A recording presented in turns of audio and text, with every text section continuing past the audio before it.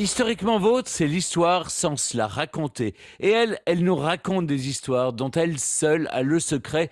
Clémentine Portier-Kaltenbach. Bonjour messieurs, oui là je dois faire amende honorable, je dois avouer que je vous ai un petit peu survendu ma baignade paradisiaque parce que en effet aujourd'hui je vais vous raconter non pas d'ailleurs l'assassinat de Marat à proprement parler mais l'histoire de la pièce à conviction la plus Ah, célèbre de l'histoire de France qui est la baignoire. Et oui on va quand même rester dans la baignoire. Alors vous vous souvenez que j'avais évoqué l'autre jour la baignoire d'Édouard VII, vous savez cette baignoire magnifique en cuivre là, avec des sphinges au sein nu, hein, une belle baignoire bien luxueuse où il se baignait dans du champagne. Mais alors aujourd'hui, donc, c'est la baignoire de Charlotte Corday. Ça n'est pas du tout le même accessoire. pas de Ah non, champagne, là. là. Alors bon, Non, je non. disais, épisode bien connu de l'histoire de France, résumons-le. Nous sommes en pleine Révolution française, votre période de prédilection, Stéphane, nous le disait, rappelé Mathieu tout à l'heure. Marat est rédacteur du journal L'Ami du Peuple, dans lequel il ne cesse d'inciter les Parisiens à la violence. Et on dit que c'est notamment à cause des articles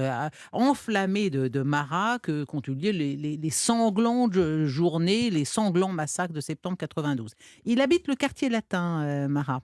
Sa maison a été détruite au moment du percement du boulevard Saint-Germain, mais pour ceux qui connaissent un peu le quartier latin à Paris, au carrefour de l'Odéon, il y a une statue de Danton. Mhm. C'est à cet endroit qu'était la maison de Danton. Et Marat habitait rue du Puy-Train. Aujourd'hui, c'est en fait à 50 mètres de la maison de Danton. Et il allait imprimer L'Ami du Peuple juste à côté du restaurant Le Procope, qui est resté un des Qui est restaurants toujours là. les plus connus de Paris, parce que c'est là que se retrouvaient les encyclopédiques. Donc tout ça est dans un mouchoir de poche. Marat ne possède pas de baignoire. Il en loue une.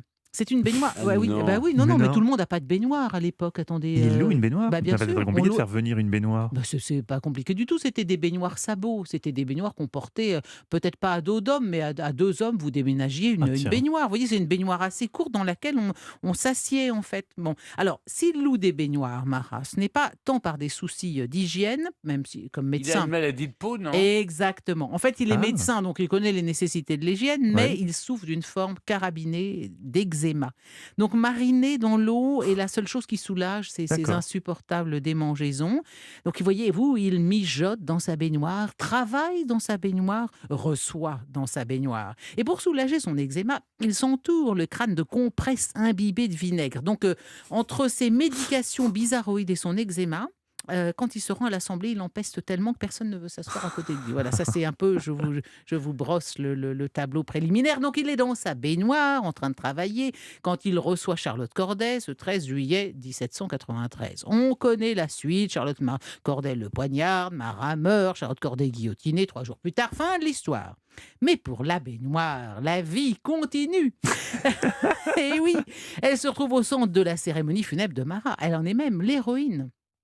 Le jour des grandioses obsèques de Marat qui sont mises en scène par David, hein, parce que David est le peintre qui s'occupe de toutes les solennités révolutionnaires. Donc il y a des pleureuses, il y a des palmes, on s'arrache les cheveux, etc.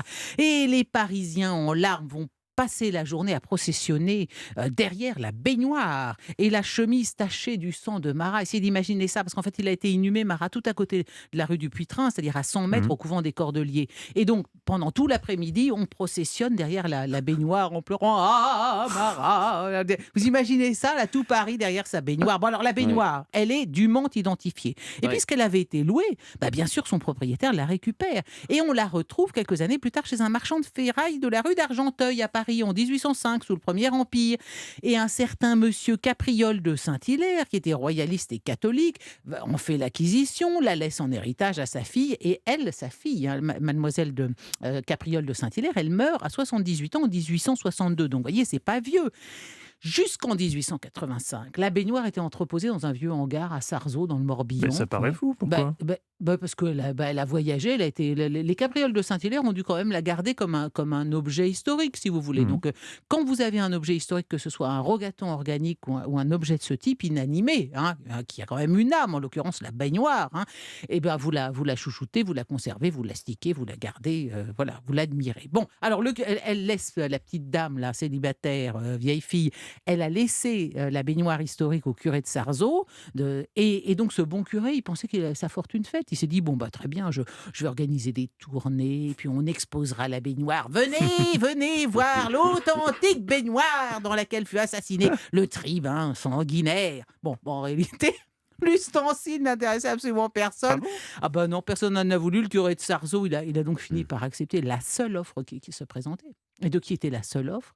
Du musée Grévin. Musée Grévin, oui. Absolument. Moi, je l'ai connue, cette baignoire. Bien sûr. Elle est au musée Grévin actuellement. Mais moi aussi.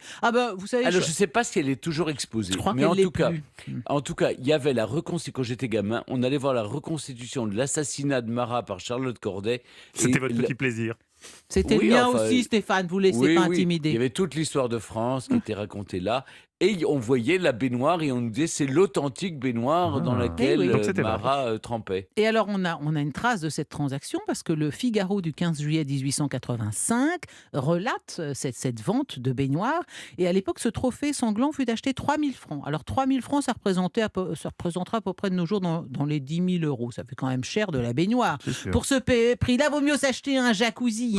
Alors, tout de même, non mais Stéphane, la baignoire de Marat, ça ferait bien dans l'une des innombrables salles de bain de Thiron-Garden. Oh non. La baignoire de Marat dans un ancien collège royal. Oh là là. Vous imaginez, personne n'oserait prendre son bain. Je sais pas, moi ça me plairait bien. Enfin écoutez, de toute façon Stéphane, si vous deviez acheter une baignoire historique, j'ai comme dans l'idée que vous préféreriez celle d'Édouard VII ou de la Paeva avec son robinet à champagne, plutôt que celle d'un révolutionnaire sanguinaire, pestilentiel et eczémateux. Me trompe-je ? Oh là là, Stéphane s'étouffe. Peut-être est-ce cette chronique Vous l'avez sur assassiné Marat d'un mot, le pauvre Marat, là.